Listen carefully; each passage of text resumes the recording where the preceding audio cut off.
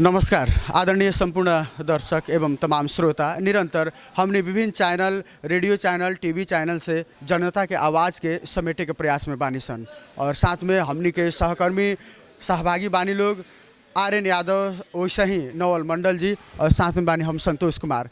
जनता के वास्तविक आवाज़ के अपने तक पहुँचावे के निरंतर हमनी के प्रयास बाटे और यह क्रम में वीरगंज के विभिन्न ठाव में हमनी चलते चलते के साथ सहभागी बानी सन। यहाँ विभिन्न जन समुदाय बानी, बुद्धिजीवी बानी, वहाँ लोग के विचार हमनी कार्यक्रम के माध्यम से समेटे के प्रयास में बानी सन। सर नमस्कार। नमस्कार जी, अपने अपन नाम सुनावल जाए सर। हमार नाम शंभू गुप्ता बा। शंभू सर, अभी के जो परिवेश बाटे, देश के अवस्था, स्थिति, परिस्थिति ए पर अपने का कहें? देश के अभी अवस्था परिस्थिति बा, अभी चुनाव के माहौल बा, चुनाव में आदमी लागल बा। चुनाव में सभी लोग के हम ही कहें कि अपने लगन मतदान करी, अपना सुविवेक देखी, अच्छा ईमानदार, अच्छा जे काम करता वो शंका आदमी के अपने चुनी। वो में विभिन्न पार्टी के लोग आवता, वो में अपने अपन बुद्धि लगाई। हमनी के हमरा के कहम तो हम शंभू गुप्ता जी एक समय सर जरूर धन्यवाद बा। और अभी रउआ कहनी है कि चुनावी परिवेश बाटे और देश के स्थिति परिस्थिति पर हम अपने से कुछ प्रश्न राख रहा बानी। अभी के अवस्था में जो चुनावी के माहौल रउआ दर्शा रहा बानी, ठीक बा, जौन देखा तानी उ बतावा तानी, लेकिन ई देश के एमसीसी के चक्कर में फंसा देहल गइल बा। यदि चुनाव हो रहा बा तो ठोकुआ रूप से एमसीसी ठाई हो जाए, तो एमसीसी के खारिजी के खातिर भी, एमसीसी के भगावे के खातिर भी ई तत्काल के चुनाव के टारे के पड़ल, चुनाव के बहिष्कार करे के पड़ल। जनता के राय बा, एमे का कहें अपने? चुनाव के बहिष्कार कैला से ना होई, लेकिन एमसीसी तो पूरा ठोकुआ करे जा रहा बा। सरकार रुआ एकदम रुआ एक बुद्धिजीवी बानी, एक नेतृत्वकर्ता भी बानी, ऐसे अपने से पूछल आवश्यकता। एगो बात पहले सुना जाओ। सबसे पहले कथी बा कि हमनी के चुनाव एक ऐसा चीज है, महात्मा गांधी कहले बानी कि निर्वाचन भने को प्रजातंत्र। महात्मा गांधी के अर्थ करता नहीं सुनल जाए सर, एकदम सर। महात्मा गांधी के जब अर्थ करता नहीं सुनल जाए सर, एक हम प्रश्न करें। महात्मा गांधी के अर्थ सुनल जाए सर, महात्मा गांधी के अर्थ करता नहीं तो एकला चलो अभियान के निरंतरता देलन, तब तो अंग्रेज भागल, चाहे अन्याय अत्याचार विरुद्ध लड़लन। तो महात्मा अपने बानी की नहीं की प्रजातंत्र के गहना है निर्वाचन। अच्छा ठीक बा, वो अपने के तर्क है, लेकिन एमसीसी के कैसे हमने हटा सकता? अभी पहले अभी निर्वाचन के बात करी। एमसीसी प्रति अपने के का राय बा? पानी पड़ी तो छाता ओढ़ल जाई। अच्छा, एमसीसी प्रति अपने के का राय बा? ऊपर हमर कोनो अभी राय ना सर, ना सर, ऐसा का देश के नागरिक बानी रहुआ, देश के बुद्धिजीवी बानी, नेतृत्वकर्ता बानी। सुनी, हमरा से अपने जाड़ा में कोट पहने के पड़ी, गर्मी में टी शर्ट पहने के पड़ी। एमसीसी प्रति अपने के का धारणा? पर अभी हम कोनो धारणा ना देम। अच्छा, यहाँ के शंभू गुप्ता जी बानी और एमसीसी प्रति वहाँ के कोनो भी धारणा नहीं के और वहाँ के ए माले पार्टी से आबद्ध भी बानी, लेकिन देश प्रति के जिम्मेवारी से अभी वहाँ के थोड़ा सा कहता नहीं कि ना ऊपर हमारे कोनो किस्म के धारणा नहीं के, लेकिन फिर भी वास्तविक बात हमने बता रहा बानी सन। और ऐसे भी देश के गुलामी के जंजीर में फंसावे के काम विभिन्न पार्टी कर रहा बा, जो बात हमनी इस चैनल के माध्यम से जानकारी दे रहा बानी सन। अब एमे जनता के ही जागे के पड़ी, जनता के ही जागरूक बने के पड़ी, लेकिन वहाँ के अस्पष्ट विचार कई बार पूछा तानी सन, वहाँ के अस्पष्ट विचार नहीं की राखत। खैर कोनो बात नहीं के, जनता ये बात के जरूर निर्णय करें। वैसे ही हमनी के साथ में विभिन्न बुद्धिजीवी बानी, वहाँ लोग से भी हमनी बातचीत करे के प्रयास में बानी सन। जी यहाँ अब यहाँ के कहता नहीं कि हम अपन विचार ना रखें। खैर कोनो बात नहीं के, ई मधेश है और मधेश के जी और मधेश के वास्तविक आवाज़ और मधेश के भावना और मधेश के समाज के वास्तविक बात हमनी चैनल के माध्यम से राख रहा बानी सन। पूरा दुनिया देख रहा बा, ई वीरगंज के बुद्धिजीवी समाज के बात हमनी अपने तक पहुँचा रहा बानी सन। सर नमस्कार। नमस्कार जी सर, अपने अपन नाम सुना। हमार नाम वीरेंद्र यादव, हम जसपा पार्टी से आबद्ध बानी, केंद्रीय नेता भी हैं हम जसपा के। जी बहुत बहुत धन्यवाद बाटे। और सर से हमने बात रहे के प्रयास कैनी हसन, वास्तविक बात पूछे के भी चाहिए, मीडिया के काम है कि जनता के जागरूक करे के, लेकिन सर अपन विचार ना रखनी। एक सर बानी तो एमसीसी के बारे में कुछ अपन स्पष्ट धारणा नहीं राखत। हम अपने से जाने के चाहें कि एमसीसी के लेकर के अपने के राय कथी बाटे। एमसीसी के विषय में हमनी यहाँ बैठ के कुछ ना कह सकतानी सर। केंद्र के नेता के हमनी चुन के भेजले बानी सर, उनकर विचार का बाद देश के राखे के बाद देश के बर्बाद करे के बाद उ लोग के काम बा, हमनी के काम ना बुझने की ना। हमनी का काबा की नेता चुन के भेजे के बा, अच्छा नेता के बा वो नेता के चुन के भेजे के काम हमनी का बा, बाकी काम वो लोग का करे के बा। लेकिन सर अगर रउआ नेता छान के भेजतानी, अगर वो नेता सही काम नहीं करत तो कहीं ना कहीं त्रुटि तो रउओ में बा। लेकिन हमनी का बुझाई कि गलत काम बा तब ना हमनी नेता से बात करम। हमनी का तो अभी तक सही लागत है बात। तो हम विशेषतः अभी के तत्काल के परिस्थिति में ये देश गुलाम ना बनो, गुलाम नहीं है बनल, गुलामी के जंजीर से मुक्त होको, लेकिन ये लोग विभिन्न प्रक्रिया अपना करके गुलामी के जंजीर में धकेले के चाहता देश नेपाल के। तो ये अवस्था में हम अपने से बात पूछत आनी कि एमसीसी के बारे में का राय बा, तो उ नेता लोग जानो उ नेता लोग का करता का धरता। तो यदि उ नेता लोग एमसीसी के समर्थन कर रहा बा और एमसीसी के ठोकुआ करावेला, चुनाव भी करावे जा रहा बाटे, तो ए पर तो रउआ लोगन के आवाज़ उठावे के पड़ी। हमनी तक बा कि एक ठो पार्टी के कार्यकर्ता हैं, नेता हैं। अब हमनी के नेता जे बाटे ओकरा के नेता हमनी चुन चुकल बानी सर। हमनी के नेता का समर्थन करत तारन उनमें हमनियों के शरण से। लेकिन अगर गलत जैसे गलत वो करते जाता रहन तो खबरदारी करावे के भी तो जिम्मेवारी बा ना। गलत करियन तब नु हमनी का तो गलत ना लगता कि हमनी के नेता गलत करत तारन। विचारधारा पर भी तो थोड़ा सा प्रश्न बा सर। माने एक विचारधारा पर चले के चाहिए। और वो अभी बताइनी है कि हम जनता समाजवादी से आबद्ध बानी, तो विचारधारा तुरंते डगमगा रहा बा, ए पर का कहें अपने ना। हमनी का तो डगमगाइल ना लागल सर। अभी बात कही जाता जसपा मधेश प्रति हमेशा समर्पित, लेकिन जे हमेशा कहला कि 2-4 वाट आप झरदैमा के हुन्छ, हाँ यिनीहरू बाहरिया हुन्, जे व्यक्ति कहलक और जे व्यक्ति हमेशा मधेश के एक अलग नजरिया विभेद के भावना से देखलक और वह व्यक्ति के बीच साँठ-गाँठ हो जाए तो थोड़ा सा विचार डगमगाइल नहीं खे लागत अपने के। विचार डगमगाइल तो नहीं खे, लेकिन रह गल कि वो बात भी ना बोले के चाही। कहीं बोल दिले हो भूल चूक में तो वो चीज़ के वो अपन सुधरी हन। हम बात करता नहीं केपी ओली जी के बात करता नहीं, जो निरंतर संघर्ष के क्रम में जो बात वहाँ के रखलन कि ये सब बाहरिया हुन 2-4 वाट आप झरदैमा के हुन्छ, ऐसे माने हम अपने के थोड़ा सा याद दिलावे के चाहता ना। ना तो ये लेखा तो खैर आंदोलन में बहुत कुछ गलत सही भइल बाटे, तभी का बाकी पार्टी से का मिल के चलल जरूरी बाटे। सब लोग मिल के चलो, जैसे अब का बाकी सर देखल जाए रउआ लोगन जनता के निरंतर संपर्क में बानी और रउआ लोगन भी एक स्पष्ट विचारधारा पर ना चले तो हो सकता अपने के भी मान सम्मान में घटोतरी हो सकता। लेकिन बात तो अपने के ठीके बाटे, लेकिन बात ठीक बा। अब का बा कि अब नेता हमनी के सही समझ तरन तो हमनी उनकर नेता के तो कार्यकर्ता हैं, सब पार्टी के आदमी हैं। हम बार सर कहें कि अगर नेता लोग गलत करता नहीं तो सचावल भी जरूरी बा। सर अभी बात कही जाए शहीद भइनी लोग, शहादत भइनी लोग और निरंतर मधेश आंदोलन चल रहा बाटे, ई क्रम में मधेश के अधिकार पहले दिलाम सन, सरकार और कुर्सी सत्ता भत्ता के बात ना करें सन। लेकिन अभी के परिस्थिति में रउआ लोगन के नेता लोग, राष्ट्रीय नेता लोग सत्ता भत्ता कुर्सी के चक्कर में फसल बाटे, शहीद के वास्तविक भावना के छोड़ चुकल बा। ए पर का कहें अपने। लेकिन ए में हमर कहनाम का बा कि शहीद भइल लोग, लेकिन मधेश प्रदेश का कुछ मिलल भी तो बाटे हैं, जनजाति का, मुस्लिम का, सबका तो मिलल बाटे। सर हमनी के का बा कि मधेश में एक ठो कर्मचारी भरना होखेला कितना समस्या रहे, लेकिन आज सब में हमनी का ओकर हक अधिकार मिलता। सर लेकिन एक सवाल जनता के का बा कि हमनी के एकमुष्ट अधिकार संपन्न बनल जा। जैसे अंग्रेज भगाओ अभियान में अंत में महात्मा गांधी एकला चलो अभियान के लिए अलन और अंग्रेज भागल। बार बार जनता के रउआ लोगन मरवावत नहीं। आज अपने के बेटा मरल, बिहान बेटा के बेटा मरी, बिहान वो बेटा के बेटा मरी, तो ये कितना बार मरवाएम ताकि मधेश अधिकार संपन्न हो सकता।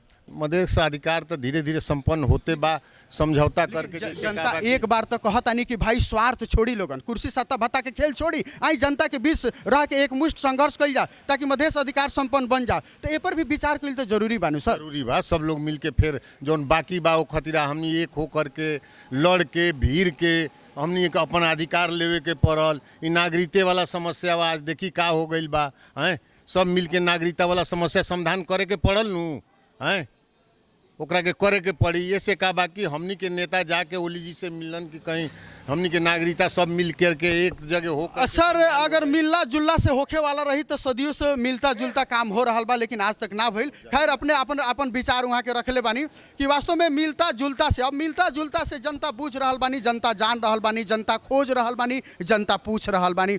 अब जनता के भूलियावे वाला काम केहू करता तो जनता जरूर ही भीड़ में रउआ के आउट कर सकताटे। ऐसे अपने समझी बुझी जानी जागरूक बनी और स्पष्ट विचार कार्यक्रम के माध्यम से रखल जाए, हम जरूर आग्रह नियोरा करतनी। सब लोग के विचार के हमनी समेटे के प्रयास करतनी सन जी, एकदम एकदम सब कोई के हमनी विचार समेटे के प्रयास में बानी सन। जरूर हमनी कार्यक्रम के साथ स्वागत भी करतनी सन। नमस्कार। नमस्कार जी अपने अपन नाम सुनाए। नवाब अली। जी नवाब भैया, अभी के जो परिवेश बा, ठीक बा सर, अभी के जो परिवेश बा, अभी के जो अवस्था बा, जनता के जो भावना बाटे, आज हर युवा तड़प रहल बानी, मन में तड़प बा, बेचैनी बाटे कि वास्तव में हमनी धीरे धीरे कंगाल होते जा रहल बानी सन, बेरोजगार होते जा रहल बानी सन, जौना खातिर हमनी संघर्ष कैनी सन उ चीज़ के प्राप्ति ना भइल। ए पर अपने का कहें?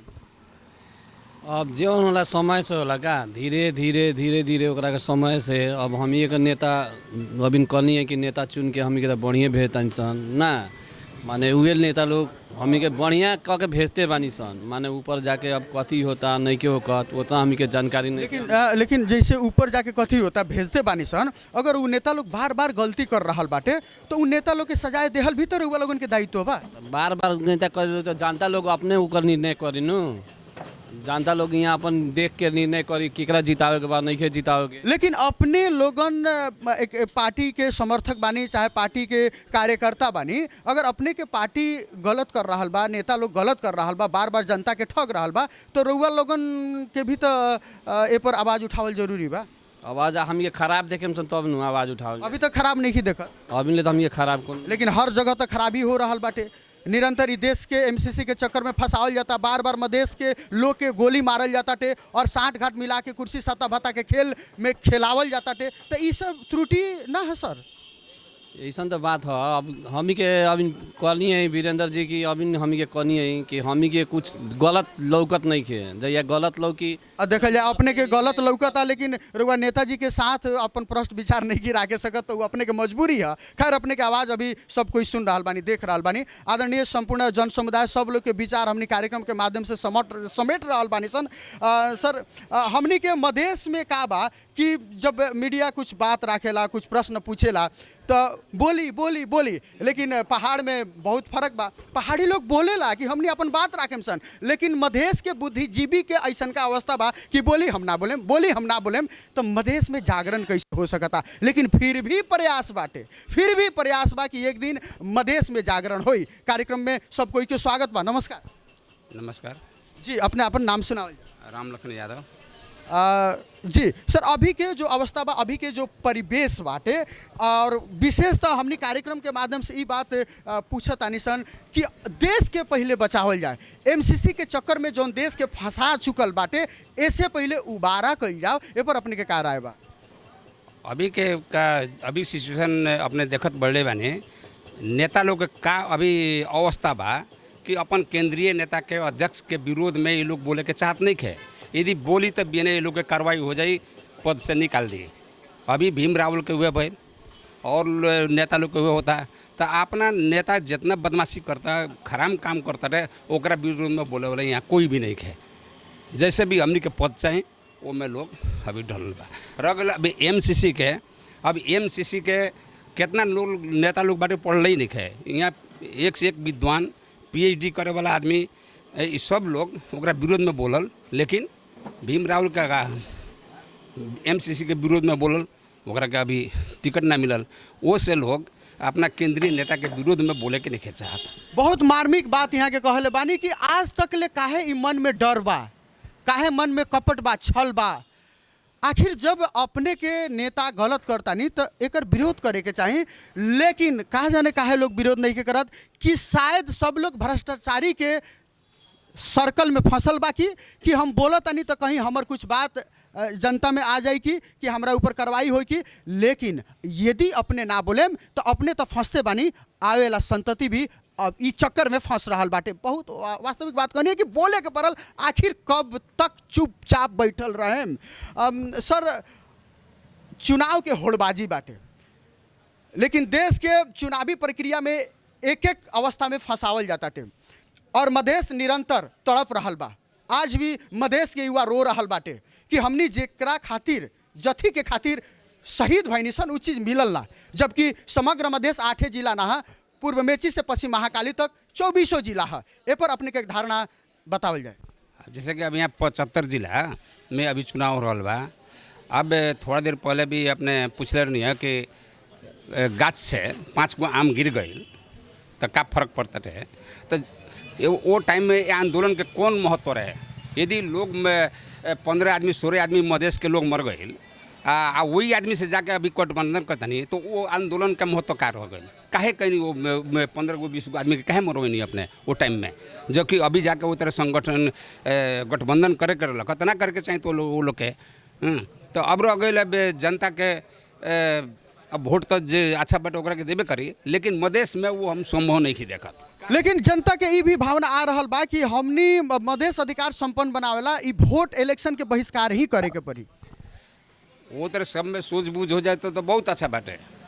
कैसे तो आज तक ले अपने देखें कि मधेश के कोई भी नेता, मधेश के ना पहाड़ के भी कोई भी नेता आज तक अपना जिला में जाके, गांव पालिका में जाके, नगर पालिका में जाके कोई भी नहीं के कहत कि भ्रष्टाचार के विरोध कर, हमनी का अपन नेता बाड़ी तू भ्रष्टाचार मत कर। कम से कम अपन कोई भी नेता, केंद्रीय नेता होके या गांव पालिका होके अपन गांव पालिका एगो थोड़ा नमूना के रूप में बना के दिखा ना दे। अभी तक ले कहीं भी नहीं खेली।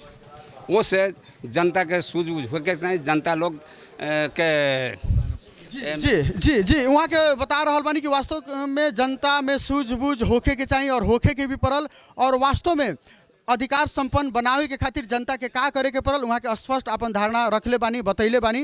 विभिन्न चैनल से ये कार्यक्रम देख रहा बानी, सुन रहा बानी, हर कोई के आवाज़ के हमनी कार्यक्रम के माध्यम से समेट रहा बानी सन। अभी वीरगंज के विभिन्न क्षेत्र, विभिन्न ठाव में हमनी सहभागी हो रहा बानी सन। सब लोग के विचार हमनी अपने तक पहुँचावे के प्रयास में बानी सन। सर नमस्कार। नमस्कार जी, अपने अपन नाम सुनाई। सुनील पटेल। जी सुनील सर, अभी के अवस्था में विशेषतः इस चैनल के माध्यम से हमनी जनता के जागरूक करे के प्रयास में बानी सन कि देश के एमसीसी के चक्कर में फंसावल गई बा। ऐसे जनता जागरूक बनी और एमसीसी के खारिजी हेतु ई इलेक्शन के बहिष्कार करे के पड़ी। ए पर अपने के का राय बा? बहिष्कार का तो सब नेता लोग ही करावत है। फिर हमने के का सिद्धांत बा, घूम फिर के बात पार्टी के और पैसा से होके, दारू मास से होके, जनता यहाँ कुछ समझत नहीं के का। जी जी, जनता कुछ समझत नहीं के, दारू मांस पैसा के चक्कर में फंस गई बा। बहुत ही वास्तविक बात बतैले बानी। लेकिन अपने यदि जागरूक बानी तो अपने कैसे जनता के जागरूक बना सकतानी? पॉलिटिक्स से तो हम दूरे रहे नहीं।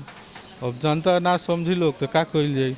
अब एमसीसी के कोई विरोध करता है कि ओकरा के सेव करता है, और नेता लोग बा सबके तो पैसा चाहिए, विदेशी फंड चाहिए। देश के बारे में यह सोचे वाला केहू नहीं है। जरूर देश के बारे में जनता के सोचे के पड़ल और जनता के जाने के पड़ल, और यहाँ के बता रहा बानी कि हमने के निरंतर जनता जागरूक बनी, ई प्रयास में बानी सन, ई अभ्यास में बानी सन। और जनता जागरूक कब बने ई अपने आप में एक प्रश्न बाटे। जरूर कार्यक्रम के माध्यम से विभिन्न लोग के आवाज़ हमने समेट रहा बानी सन। वैसे ही अभी हमने के कार्यक्रम के साथ जी विभिन्न अतिथि, विभिन्न जन समुदाय, विभिन्न युवा समाज बानी लोग, वहाँ लोग के हमने अपने तक वहाँ लोग के आवाज़ पहुँचावे के प्रयास में बानी सन। नमस्कार। नमस्कार जी, अपने आपन परिचय। जी, हमार नाम जलेश्वर सराफ हो, घर एजा वीरगंज बाटे। रोवा बड़ा अच्छा से हमरा के चिन्ह तनी एगो मधेश आंदोलन के हम योद्धा रह के मधेश के विषय में बहुत ज़्यादा काम कैले बानी, जकर जानकारी रोवा भी बाटे। अभी जोन ई कार्यक्रम रोवा लेके नहीं है विशेष एक और का जी कार्यक्रम जलेश्वर जी वास्तव में रउआ तो निरंतर संघर्ष में बानी कर रहल बानी और मधेश अधिकार संपन्न बनो अपने के उ भावना है जैसे रउआ जुड़ल बानी एक खातिर अपने के धन्यवाद बा। जलेश्वर जी अभी के परिवेश में एमसीसी के चक्कर में देश के फंसा चुकल बा।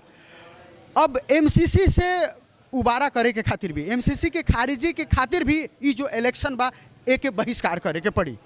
एमे जनता आम जनता अपन विचार राख रहा बानी। रउआ लोगन लीडर बानी, रउआ लोगन भी जनता के जागरूक करी, हमनी के ये प्रयास बा। संतोष जी का बा कि एमसीसी के जोन एगो बात जोन रखनी है रउआ कि एमसीसी देश के बड़ा नानी मन से फंसा दिलक। वास्तव में ये प्रश्न बहुत बड़ा गंभीर प्रश्न बा और एमसीसी फंसा न दिलक एकरा के फंसावे खातिर एजा नेपाल के जे भी लीडरशिप कर रहल बा चाहे वो नेकपा एमाले होके नेपाली कांग्रेस होके या अन्य दल होके मधेशवादी दल लोग के कहना होके उस सारा लोग के एगो षड्यंत्र पूर्वक करल षड्यंत्र के उपज एमसीसी है जो नेपाल में अभी लागू हो चुकल बा।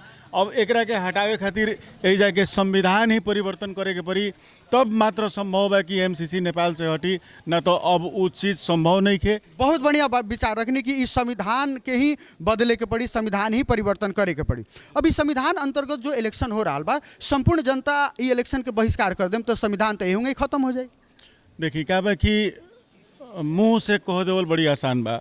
हमने के निर्वाचन के जो सरकार जनता पर अपने के माने भरोसा नहीं है कि जनता उतना जागरूक नहीं की कि इलेक्शन बहिष्कार कर दी और देश बचाई। वास्तव में एजा के जनता जागरूक नहीं है। अगर जनता जागरूक रहित तो जैसे हमने के मधेश आंदोलन कैले रहनी सन, मधेश आंदोलन के उपलब्धि आज कहाँ बा, वो मधेशवादी दल कहाँ बा, वो मधेशवाद कहाँ बा।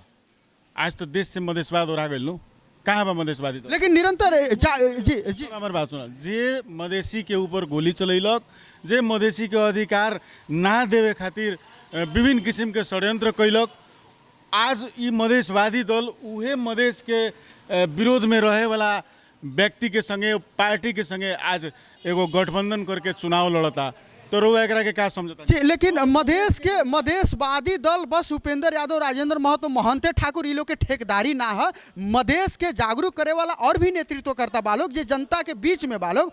अब ये 2-4 आदमी के रउआ लोगन लीडर समझता नहीं तो ये कहीं ना कहीं रउआ लोगन के मिस्टेक है सर। हम लीडर नहीं की समझत, लेकिन रउआ कहनी मधेशवादी तो मधेशवादी खाली जसपा लोसपा तो ना है, मधेशवादी तो फोरम मधेश भी है जे आज भी जनता के बीच में बाटे, जेकर राष्ट्रीय अध्यक्ष भाग्यनाथ गुप्ता बानी। तो वास्तव में ये भी जनता के जागरूक करता नहीं, ये भी अपने लोगन के सोचे के पड़ल नु सर। भाग्यनाथ गुप्ता सर से हमार बहुत सहानुभूति बा। वहाँ हमार शिक्षक भी हैं, हम उनका से शिक्षा भी ले ले बानी।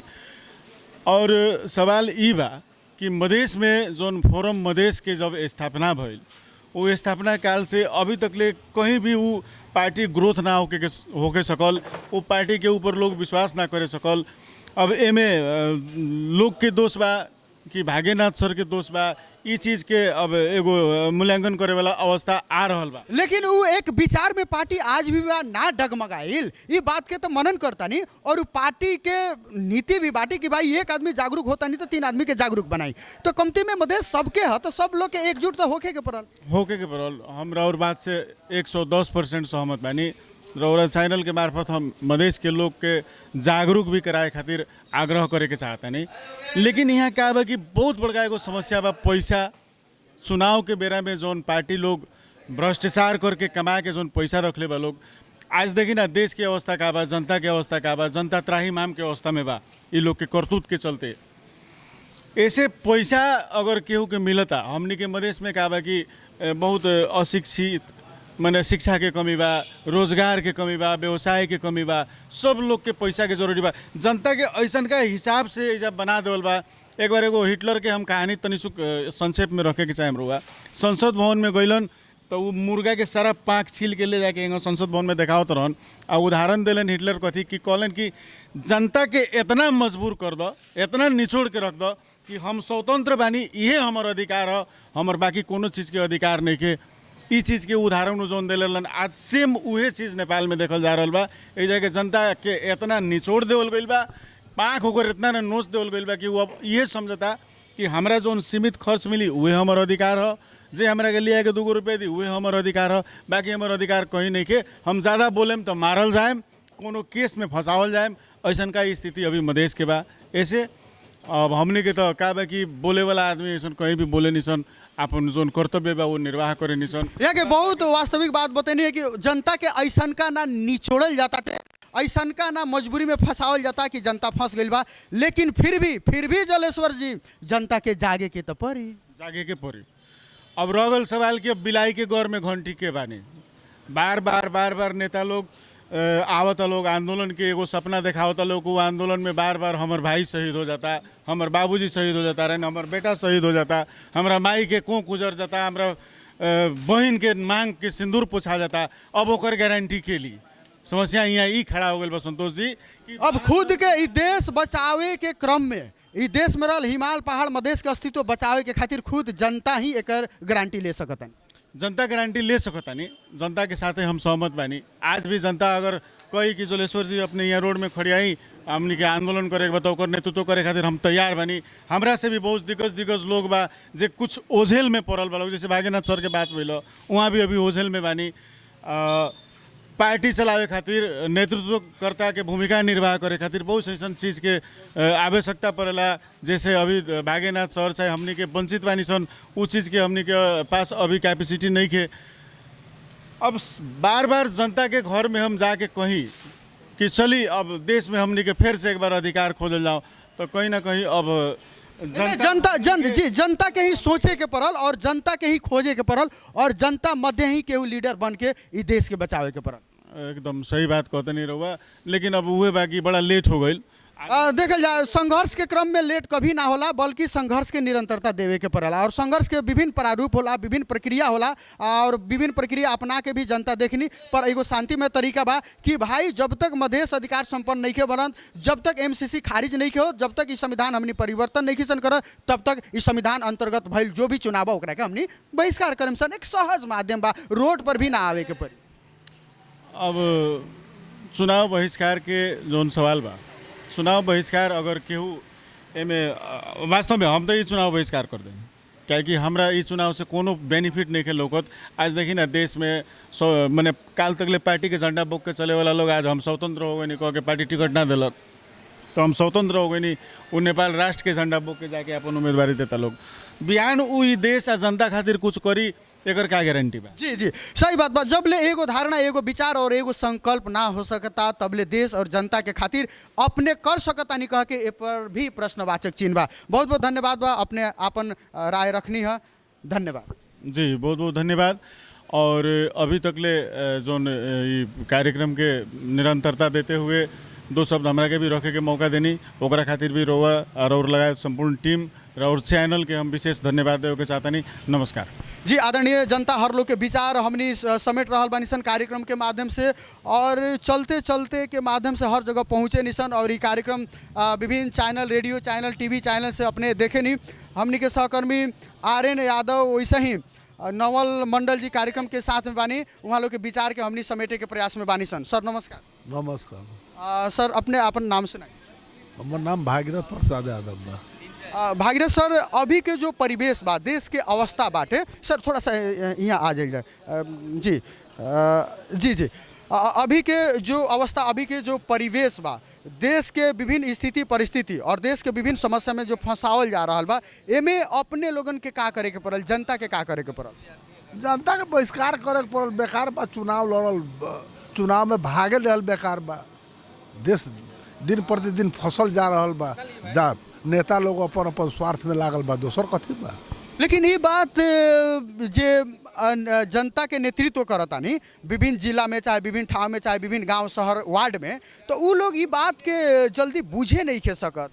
तो एकरा खातिर जनता में जाके कुछ अथी लोग जाके सुझाव देवे के पड़ल, जाके समझावे के पड़ल, कहे के पड़ल, तबे जाके होई। ऐसे जे जनता के नेतृत्व करता नहीं, वो लोग के पहले ईमानदार बने के पड़ल। बस जी, ईमानदार बने के पड़ल और जाके सबके समझावे के पड़ल, जनता में जाके प्रवेश कऽ के सबके अथी करे के पड़ल, समझावे के पड़ल। ना होई तो ना होई, यही तरीका रह सब दिन चली। जी वहाँ के ई बात बा कि जे जनता के नेतृत्व करता नहीं चाहे जे जनता के नेता अपने आप के महसूस करे नहीं उ लोग में भी जागरण होके के पड़ल। कार्यक्रम के माध्यम से विभिन्न जनता के आवाज़ के हमने अपने तक पहुँचावे के दिखावे के प्रयास में बानी सन और ये कार्यक्रम विभिन्न चैनल से अपने सुनतानी देखतानी और अभी अपने देख रहा बानी माई टीवी। सहकर्मी RN यादव, साथ में नवल मंडल जी साथ में बानी और साथ में हम संतोष कुमार, जनता के वास्तविक बात कार्यक्रम के साथ। नमस्कार। नमस्कार जी अपने अपन नाम सुनाएं। सबसे पहले माई टीवी के धन्यवाद। हमारा नाम अजय ठाकुर परल, बस पार्क से बानी। जी अजय सर, अभी के देश के अवस्था परिस्थिति स्थिति पर अपने अपन व्यक्तिगत राय राखल जाओ। देश के अवस्था अभी तो बहुत दयनीय बाटे। अब राजनीतिक और समसामयिक विषय भी बहुत कमजोर बा। अगर देश के राजनीतिक स्थिति स्थिर हो जाओ, राजनीतिक जौन अभी परिप्रेक्ष्य जौन नकारात्मक ढंग से चल रहा बा, ये सब ठीक हो जाओ तो देश हद तक ठीक हो सके। अभी के तमाम युवा के एक होड़बाजी बाटे कि शायद हम ई देश छोड़ के बाहर चल जाती। हम संकेत कर रहा बानी कि लॉटरी सिस्टम वगैरह वगैरह सभी सब आ रहा बाटे, ये पर अपने के का राय बाटे?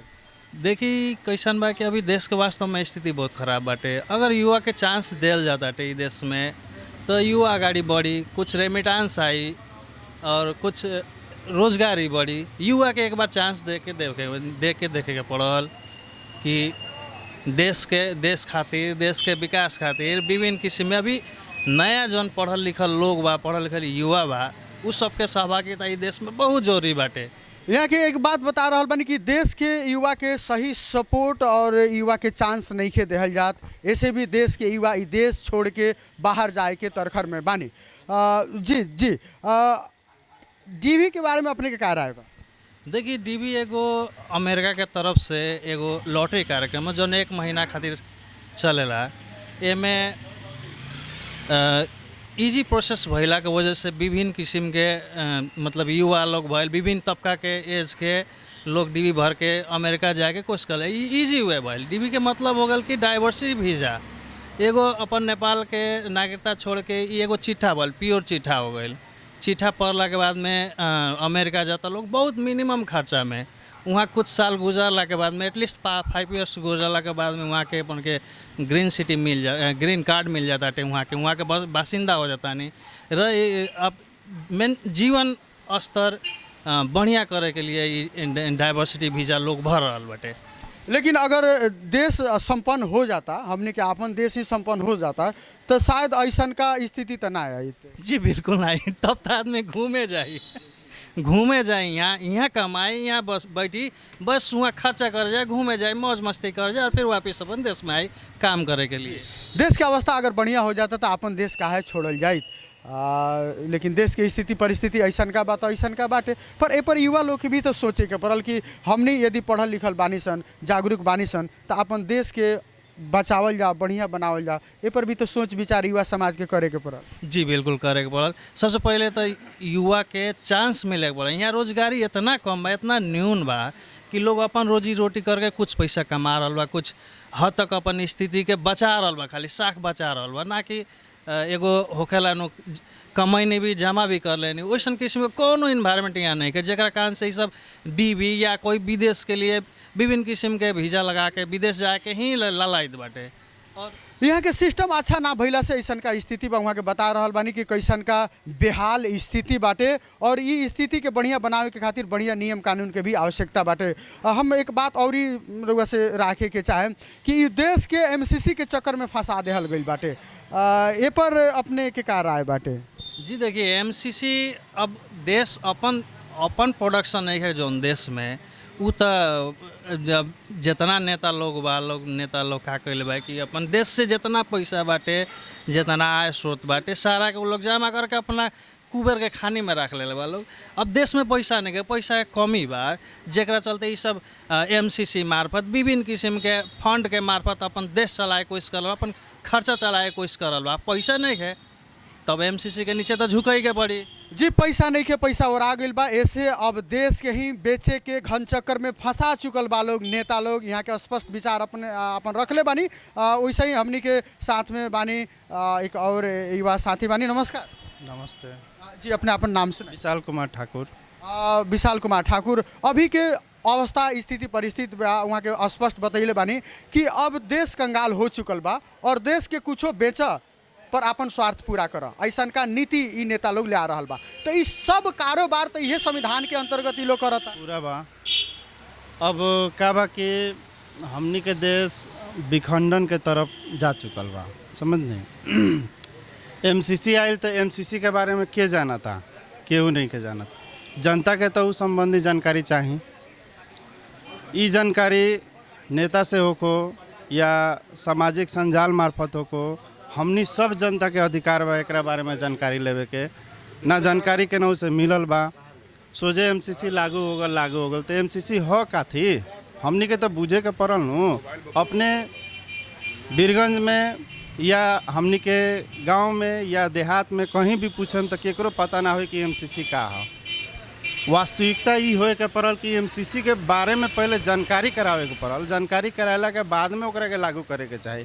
लेकिन हमनी के देश के दुर्भाग्य है, जे मन में आवेला उ चीज़ लागू कर देवल जाला, हमनी पर लाद देवल जाला, हमनी के गाधा जैसन एगो व्यवहार करल जाला। लेकिन अभी जनता के भी पावर और अधिकार आवेला, ई लोग जे मन उहे लाद रहल बा।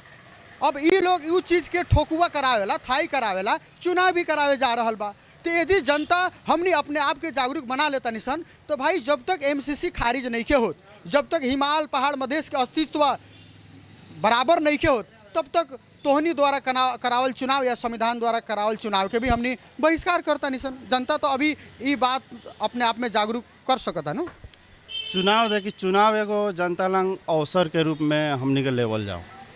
लेकिन अगर अवसर के रूप में लेहल जाओ और वह कहनी है कि जनता के अभी कैसन का उ लोग रूपरेखा में ढाल रहा बा, जनता के एकदम बुर्बक समझ रहा बाटे, तो चुनाव के अवसर के रूप में यदि लेहल जाता तो जनता अपन पावर के समझो ना कि जब तक देश के एमसीसी से बाहर ना निकालल जाई, जब तक हिमालय पहाड़ मधेश के ना जोड़ल जाई, तब तक हमनी इस संविधान द्वारा करावल चुनाव में भाग ना ले हम सन। तो जनता के तो अब बुझे के पड़ल नू, यदि अवसर के रूप में समझता नहीं तो जनता भी इस चक्कर में फंसता नहीं। देखी कहे के ई बा कि चुनाव अवसर के रूप में हम ऐसे कहनी है कि चुनाव में हमनी का अधिकार बा चुनाव करे के। पर सर चुनाव अगर हो जाता तो एमसीसी एकदम ठुकवा थाई हो जाए। ऐसे ऐसे यह संविधान अंतर्गत ये लोग एमसीसी पारित कैले बा और यह संविधान अंतर्गत चुनाव करावे जा रहा बा, तो ये चुनाव के बहिष्कार कर दिया तो एमसीसी भी खारिज हो जाए। हमरा अपने के बहिष्कार कैला से तना, लेकिन हमरा रउआ में जागरूकता भइल भी जरूरी बा। एकदम जरूरी अपने अपन व्यक्तिगत राय राखल जाओ कि वास्तव में एमसीसी के खारिज करावल जाओ कि ना। एमसीसी जब लागू भइल तो ओ बेरा हमनी जनता सबके भी आवाज़ उठावे के चाहिए पूर्ण रूप से। लेकिन काठमांडू के जनता कहनी, बीरगंज के भी जनता कहनी, पर उस जनता में थोड़ा सा एकजुटता ना भइल हुए तो एक हमनी के एकजुट होके हम तब न कुछ होई। अभी चुनावी माहौल बा, हमनी के चाहे जो नेता जीती सीधा फंडा बा, और हमनी के चाहे तो देश के बचा सकता नहीं, चुनाव के बहिष्कारो कर सकता। हमनी के हाथ के बात बा, हमनी के अधिकार के चीज़ बा नो, हमनी उ चीज़ के अवसर के रूप में चलल जाओ नो। हमनी के सही नेता मिली जोन हमनी खातिर लड़ सकता, एमसीसी के विरोध कर सकता या देश के विकास के तरफ लेके जा सकता, ओकरा के हमनी के वोट देवल जाए। देखिए कार्यक्रम के माध्यम से हमने ये कहम सन कि आज ये देश बा तबे हम रहुआ, चाहे चैनल बा चाहे केहू भी बा, धनी गरीब केहू भी बा, आ देशे गुलाम हो जाई तो हम रहुआ कहाँ रहम सन। ऐसे हम रहुआ हमनी पूरा देशवासी मिलके देश के बचावे के खातिर इस समय सोचल बहुत जरूरी बाटे। इस चुनाव के जब तक रहुआ बहिष्कार ना करें एमसीसी खारिज ना हुई। अब ई विषय में तो अब हमनी के लागे के पड़ी। अब खाली हमनी बहिष्कार कैला से ना हुई, हर जनता के हर मुटु में सोच होए के पड़ल कि भाई अब एमसीसी हमनी पर लादा गईल बा, हमनी पर अनावश्यक लोड हो गईल, हमनी के देश बेरोजगारी तरफ जा रहल बा, जागरूकता करल जरूरी बा। हमनी के भी अपन सर समाज टोल छर छिमेक में ई पहल करेम सन, एकरा खातिर हमनी लागेम सन। चलिए बहुत बहुत धन्यवाद बा। सब लोग के विचार हमनी कार्यक्रम के माध्यम से समेट रहल बानी सन, सब लोग के राय हमनी कार्यक्रम के माध्यम से समेट रहल बानी सन। जी नमस्कार। नमस्कार जी अपने अपन नाम? हमार नाम सुमन राय जी। सुमन जी, अभी के जो स्थिति परिस्थिति बा कि हमनी सब भाई मिलके हिमालय पहाड़ मधेश के भाई जनता मिलके देश के बचावल जाए, ई अभियान में निरंतर माई टीवी काम कर रहा बा, ए पर अपने अपन राय राखल जाए। ना ये धारणा विचार तो ठीक है ना। अब अब सब गोड़ा जनता लागी अपन हिसाब से अपन आई। अब एगो कोई ई बहिष्कार करो ऊ बहिष्कार एमसीसी से बात करनी, एमसीसी के अपने कहता नहीं एमसीसी कथी हो कि जनता बुझले नहीं के तो एगो नेता कहता एकरा बहिष्कार करल जाए, एगो नेता कहता एकरा पारित करल जाए। ठीक बा, पारित काय करल जाए या खारिज काय करल जाए, जनता के बुझे के अभी तक इतना क्षमते नहीं के तो कैसे ओकरा खारिज करल जाओ, ओकरा लागू करल जाओ। लेकिन जनता के बुझावे वाला काम के करी? जनता के बुझाए के कौन करता? अब जैसे हम साथी कहलन कि संजाल बाटे, फेसबुक हो गए, इंस्टाग्राम जो अपने के जोन बाटे उ हिसाब से अपन चलाओ ना, तो उ भी नहीं खे अभी। जी जी यहाँ के बता रहा बानी कि सामाजिक संजाल के माध्यम से भी हमनी जागरूक बना सकतानी सन। एमे का बा कि वास्तव में देश के बचावे के खातिर हमनी जनता एकजुट होकर जाओ और एमसीसी खारिज के खातिर भी हमनी सब लोग मिल करके जी जी विरोध में भी नहीं खे, पक्ष में भी नहीं खे। ठीक बा, लेकिन अपने के ना हो जी हम एमसीसी कथी हो का हो ओकर बुंदा जी हम एक लाइन में बता रहा बानी। एमसीसी के अर्थ भइल कि यहाँ बाहरी सैनिक लियावे के और देश के स्रोत साधन बेचे के। हमर बुझाई से का बा, ई तो गलत बानू, ई तो गलत बानू। हमर बुझाई से अभी तक का बाटे तो एगो तत्व कहता कि बाहर के आर्मी आई, एगो तत्व कहते आर्मी ना आई, जोन लगानी बाटे लगानी करे के बाटे, जैसे हाईवे रोड हो गए, पावर सर अपने युवा बानी एक बार अध्ययन कल जाओ, एक बार युवा जागरूक बनल जाओ, ना कि कोनो पार्टी के मनोभावना अपने व्यक्त करता नहीं तो इहो गलत बात बा। देखल जाए बहुत ऐसा का देश में एमसीसी लागू होके के चक्कर में रहे लेकिन वहाँ के जनता जागरूक होके भगई नहीं। अब अपने के देश के भी गुलामी के जंजीर में फंसावल जाता है। ये बात रुआ समझी बुझी जानी और हमने हर एक बात अध्ययन करके जनता से पूछता नहीं सन, रुआ से पूछता नहीं सन। तो कमती में रुआ भी जागरूक बनी कि देश के खातिर एमसीसी खराब बा, ये बात रुआ बुझे के पड़ा। नहीं तो हम तो बुझता नहीं देश खातिर खराब बाटे ना, पर हम दू तत्वों के बात हम सुनी है उ एगो अपन जी वहाँ के दोनों पक्ष के बात सुन ले बानी, लेकिन वहाँ के बुझ रहा बानी, वहाँ के समझ रहा बानी कि वास्तव में देश के खातिर घातक बाटे और जनता के जागरूक बनावे के निरंतर हमनी के अभियान बा, प्रयास बाटे। विभिन्न कार्यक्रम के माध्यम से, विभिन्न चैनल के माध्यम से हमनी ये आवाज़ के अपने तक पहुँचावे के प्रयास में बानी सन। जी नमस्कार। नमस्कार जी अपने जी आप जी बोल अपने अपन विचार रख। रिक्शा ड्राइवर में राजू गायरेज के घर बार उठट जिला जुड़ी वाला जंगल भीतर, मतलब कि गाड़ी रोड में लागा था टोकरा नहीं के हटावत, रिक्शा वाला के कहता हट, हमनी के पार्क नहीं के देले बीरगंज में। अगर कौनो बोले मर्द के बेटा है तो बोलो, हमें वो गरीब मंजूर बानी, लेकिन हमनी के पार्क चाहिए। रिक्शा वाला के काहे न हटावता, आ मोटरसाइकिल गाड़ी जो लागा था ओकरा नहीं के हटावत, हमनी के भगावा था। यानी नियम बेनियम हो चुकल बाटे, सर्वसाधारण के सतावल जाता और आपन के खूब मान जान कइल जाता। यहाँ के संकेत कइले बानी ई नियम गलत नियम के विरुद्ध में रउआ लोगन में भी तो एकजुटता होखे के पड़ल। एगो बात कहतानी, हमनी के रिक्शा वाला कथी है साला कोनो रोड में सूझ जाता दारू पी के, कोनो भाड़ा नहीं के तीरत, उससे हमनी के बदनामी भी इहो से होता। जी तो उहे अपना में जौन त्रुटि बा ओकरा के सच्चाई और ई कार्यक्रम के माध्यम से जब भी हम कहें कि एकदम प्रेम पूर्वक अपन विचार राखल जाए, यदि अपना में कमी बा तो ओकरा के सच्चावल भी दायित्व बाटे। और ऐसन का बात संपूर्ण रउआ रिक्शा चालक जे भी बानी एक टीम बना करके नगर पालिका में जाई कहीं कि ऐसन का काहे हो रहा बा, विभेद काहे हो रहा बा। नेपाल हमार काहे बिका गई, मोतीराम के चलते कौन बेचलक, बाबूराम भट्टराई बेचलन, पहाड़ ले पुष्पकमल दाहाल, हम ओकरे पार्टी बानी। नेपाल बेचलन तो नेपाल के बचावे के काम भी तो अब जनता के हाथ में बा। तो हमनी तोहरा से कहला से ना हुई, हमनी वो रिक्शा चालक बानी। वैसन का बात ना सोचे के पड़ल, बूंदे बूंदे तालाब भरेला और वैसन का कहला से ना हुई, ई निराशाजनक अवस्था व्यक्त ना करे के पड़ल, हिम्मत ना हारे के पड़ल। जरूर देश अच्छा रास्ता पर आगे जाए, पर हमनी रउआ में जागरूकता होके के पड़ल। अपन विचार अपन समस्या रखनी कार्यक्रम के माध्यम से। धन्यवाद। कि हमनी के रिक्शा के पार्क चाहिए, बस हमनी के रिक्वेस्ट ये है। जी, ई कार्यक्रम के माध्यम से वहाँ के अपन बात रखले बानी कि हमनी के जो समस्या बा उस समस्या समाधान होखे के चाही और पार्क के भी बात वहाँ के रखले बानी। संबंधित निकाय ई आवाज़ देखतानी सुनतानी हर केहू के बात के हमनी राखे के प्रयास में बानी सन। कार्यक्रम चलते चलते के माध्यम से हर जन समुदाय अपन मन के बात राखे नी। जी नमस्कार। नमस्कार सर, नमस्कार। अपने अपन परिचय। हमार नाम अवधेश सापरी, बीरगंज 15 निवासी।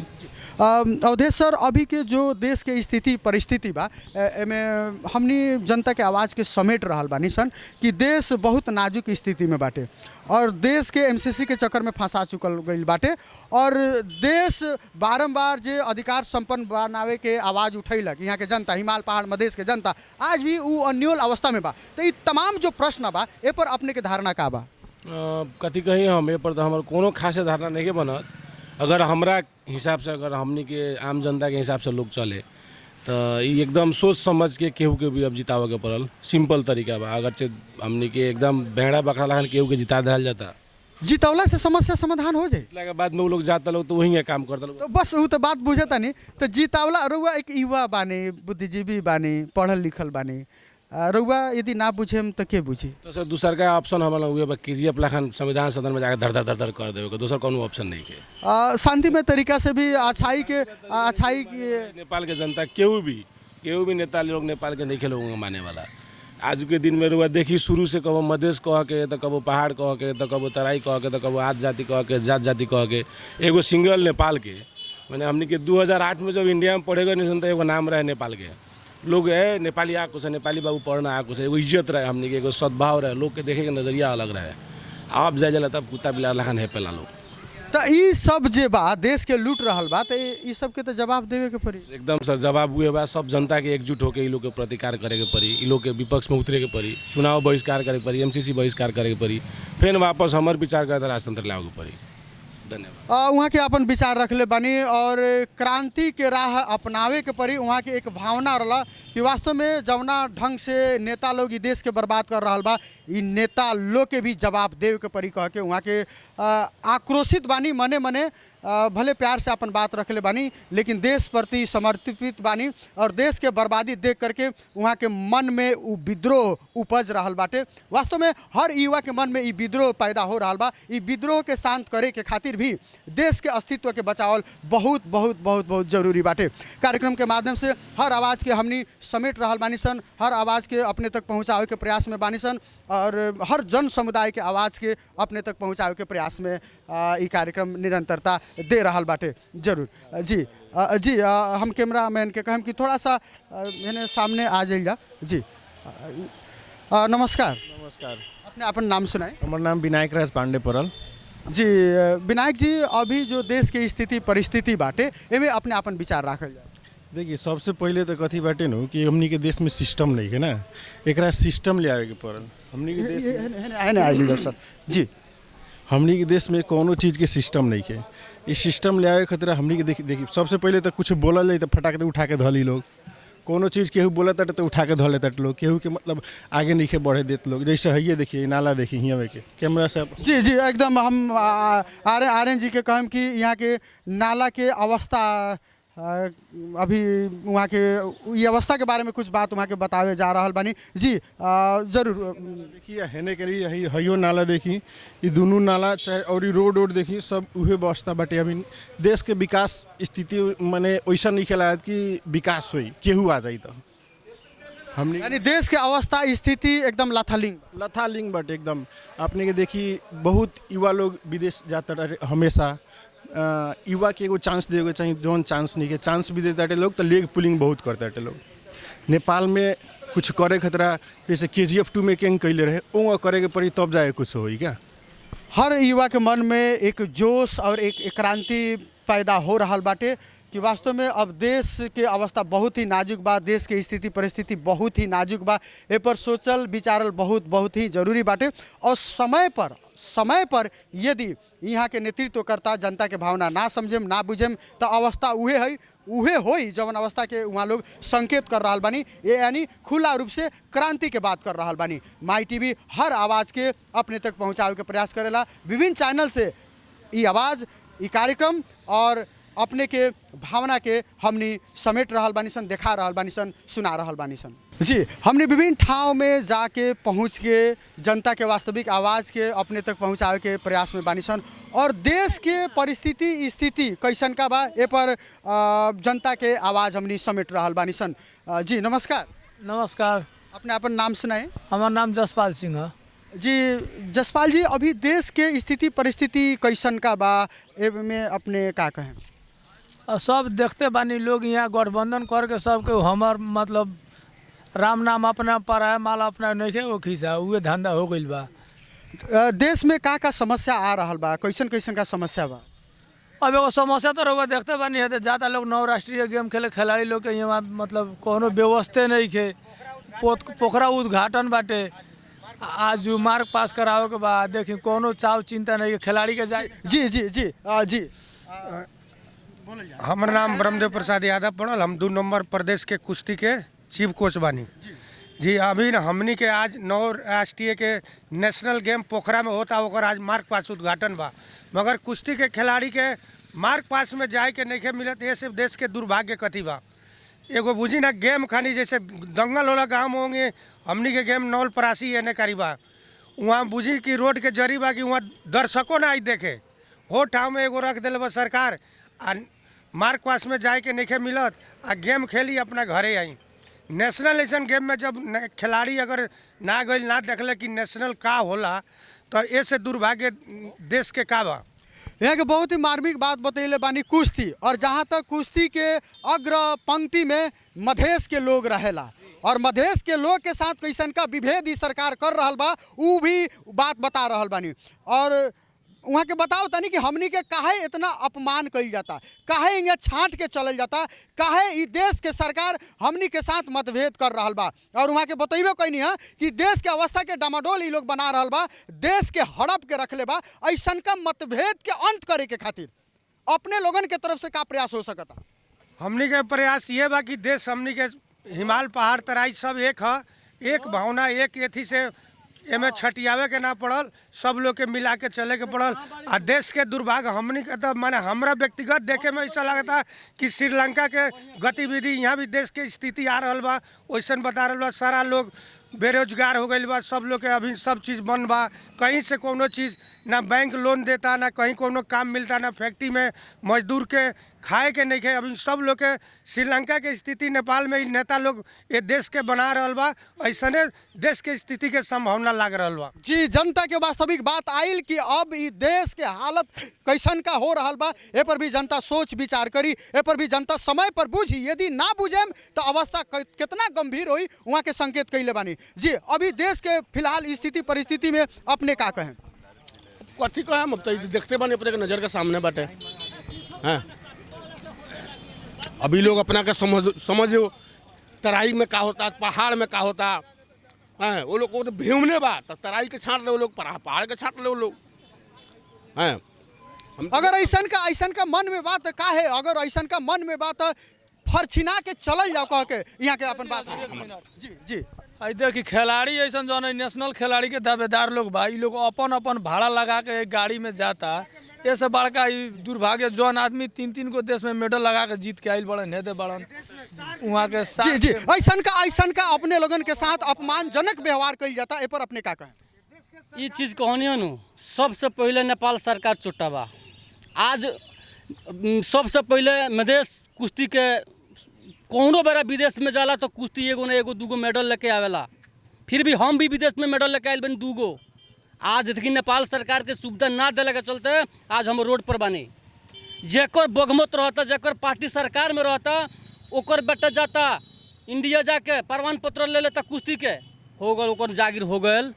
आ हमनी बचपन से आज ले में मैंने बुझी से जिंदगी उड़ा गल तो में कोई सुविधा नेपाल सरकार अपने के ना दिलक। ये दुख वाला बात यही से होला से अब नेपाल से चाहे तराई से अपने के कुश्ती अब रात जा रहा बा। लेकिन ऐसा का निराशाजनक अवस्था ना सोचल जाए, जब ये सरकार मतभेद कर रहा बा तो खुद से हमने अधिकार संपन्न बनल जाए। इस देश में हिमाल पहाड़ मधेश बा तो समग्र मधेश आत्मनिर्भर बनो, ए पर भी चाहत राखल जाए। और वही के खातिर तो कईयन लोग शहीद भइनी। आज अपने को कुछ उपलब्ध भइल बा, आज कुछ नहीं के भइल। आज हमने ऐसा खिलाड़ी इंडिया में जाके देखी जौन देश में मेडल लगा लेता, क्षेत्र में लगा लेता, ओकर रेलवे में चाहे कहीं जागिर हो जाता। हम विदेश तक मेडल लगौले बनी, आज रोडे पर बनी। आज अपने के 2 नंबर प्रदेश के छनवट भरल जनकपुर में, जौना के अभी सुलहाग खोड़िया के लूर नहीं के कुश्ती में ए बार जागिर खाता। हमने कथी बन बेरा रोड पर बनी सन। धीरे धीरे विद्रोह उपज रहल बाटे और एक दिन बहुत बड़ा विस्फोट होई यदि सरकार समय पर नहीं के सोचत तो। और हर बात के हमनी अपने तक पहुंचावे के निरंतर प्रयास में बानी सन। नमस्कार जी, बोलल जाई, कुछ बोलल जाई, कुछ बात राखल जाई ना तो ये होंगे देश में मदेश चपाइल बाटे। खैर कोनो बात नहीं के अपने के आवाज़ के हमनी समेटे के प्रयास में बानी सन, अपने के बात के हमनी समेटे के प्रयास में बानी सन और हर युवा के बात अपने तक पहुंचावे के प्रयास में बानी सन। जी, अपने अपन राय, अपने अपन विचार माइक देख के भाग रहल बानी तो वही अपने लोगन के अधिकार से वंचित करावल जाए। बोली 2 शब्द बोली, अपन विचार राखी। ई मदेश के युवा हा लोग, कैमरा में कैद कल जाओ, ई मदेश के युवा हा लोग और खोज रहल बालों के हमनी के अधिकार, लेकिन बोले के खातिर डेराता लोग तो कैसे बोल सकी लोग। खैर कोनो बात नहीं, अपन बात अपन नाम सुनाई सर। हमार नाम रंजीत कुमार यादव पड़ी जी। लोग भागता अब ए पर का गाड़ी अब तो अच्छा तो गाड़ी 2 मिनट रुक सकता नु। रउआ लोगन के दुख दर्द के हमनी चैनल के माध्यम से पहुंचा रहल बानी सन, तो रउआ अपन दुख दर्द के व्यक्त कर सकता नी नु। जी जी जी। बोली देश प्रति का अपने के का नाम बा, जो इस समस्या तमाम समस्या बाटे ए पर अपने के का नाम बा। ए पर तो का नाम बा कि जैसे ई मध्य प्रदेश भइल, बहुत लोग वोट दिलक, ई लोग गइल, आज जाके गठबंधन कर लेलक एमएलए से, माओवादी से, ई सब के तो ई कहाँ रह गइल मध्य प्रदेश में नेता। अब मध्य प्रदेश के पूरा जिला भी तो नहीं के मिलल, कहाँ मिलल बा, चाहे नेता भी कहाँ रह गइल आज मध्य प्रदेश। अब जनता के सोचे के पड़ल नु, तो सोचे के पड़ल तो वही पर जनता अब चाही अपन स्वतंत्र बा, ऐसे जनता जागरूक होके अपन मधेश पहाड़ हिमालय के बचावल जाए। जी वैसे ही सब लोग के विचार हमनी समेट रहल बानी सन। नमस्कार। नमस्ते जी, अपने अपन नाम सुनाए। इंताज आलम अंसारी। इंताज आलम अंसारी जी, देश के समस्या पर हमनी चर्चा कर रहल बानी सन कि देश के समस्या काथी काथी बाटे। देश के समस्या स्वास्थ्य, रोजगार अभी तो मिलले नहीं के मधेश में। रोजगार कितना जवान लोग घूमत अटे, शिक्षित लोग घूमत अटे, मैंने मिलते नहीं थे रोजगार। जी, देश के समस्या यानी तमाम समस्या बा और हर समस्या पर वहाँ लोग अपन विचार रख रहल बानी, अपन बात रख रहल बानी और अपने के आवाज़, अपने के बात हमनी जैसन के तैसन अपने तक पहुँचावे के निरंतर प्रयास में बानी सन। सहकर्मी आर्यन यादव, वैसे ही नवल मंडल, वैसे ही सरोज जी के भी बहुत बहुत धन्यवाद देत। हम संतोष कुमार हमेशा अपने के वास्तविक आवाज़ के सुनाम सन, देखाम सन। अभी के खातिर हम कार्यक्रम से विदा मांगतानी। नमस्कार।